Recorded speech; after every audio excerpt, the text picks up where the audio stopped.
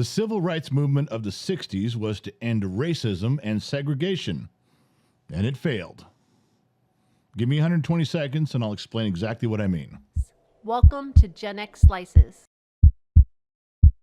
The civil rights movement was a real war on racism and segregation. It ended in the 60s, and the people that participated in it, they paid a heavy toll trying to gain equality.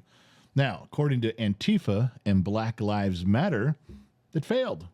It didn't work. All your grandparents and your parents and your aunts and uncles that fought in that war didn't succeed. Yes, that's right. According to today's liberal leaders, they failed. And why would I say that? How could I possibly say that the civil rights movement didn't succeed? Well, I'm not saying it. The liberal leadership is saying it. Black Lives Matter is saying it. Antifa is saying it. What are they saying? They're saying everything is worse now. Well, if it's worse now, then they obviously didn't succeed. How could the civil rights movement have succeeded and done better at getting rid of racism and segregation, and yet things are worse now? The truth is they were successful. The civil rights movement did a great many things, and it turned the country around and put us on a wonderful path where everybody could begin to get along. And it was decade after decade of progress, but we were all moving in the right direction. The truth of the matter is, you guys weren't needed at all. Now, there was always going to be incidents of racism. There was always going to be things that you could point to. But when you find those things, you squash it, you kill it, you get rid of it, and you move on. And the country was. By the 90s and 2000s, yes, there was incidents of racism. But as a whole, the country didn't care if you were black or white or rich or poor, if you were gay or straight. It didn't matter. Nobody cared anymore. Things were moving along how they were supposed to. Think about all the rage and anger and violence that was on the news every day when Black Lives Matter and Antifa were in full force. Where are they now? They're gone.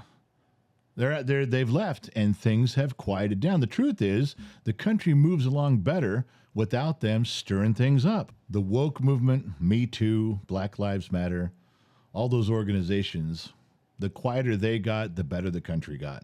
But the truth is they left their mark on all of us, didn't they? Before they showed up, we knew who we were. We knew what was expected.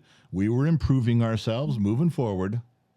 But now everybody lives in fear. Everybody now wonders what they're going to say, what they're going to do, how they're going to behave, how it's going to be interpreted. Everybody, to some degree, lives under some form of stress because of what you guys did to us. This wasn't present 20 years ago. You did this to our society. You created this tension in this human resources world that we all live in now. Wasn't here before. You brought that on us. You brought on a society where everybody has to worry about pronouns.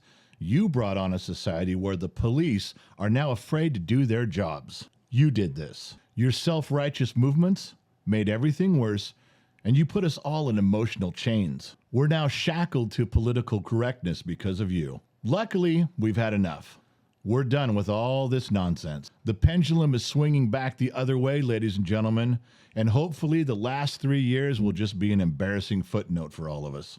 My generation will lead the way back to common sense and being polite. You know, please and thank you, holding a door open for a stranger. Yes, sir. Yes, ma'am. You ought to try being kind to people you don't know sometimes. Feels good. If we can't take an eraser to that part of the history books, at least we can turn the page.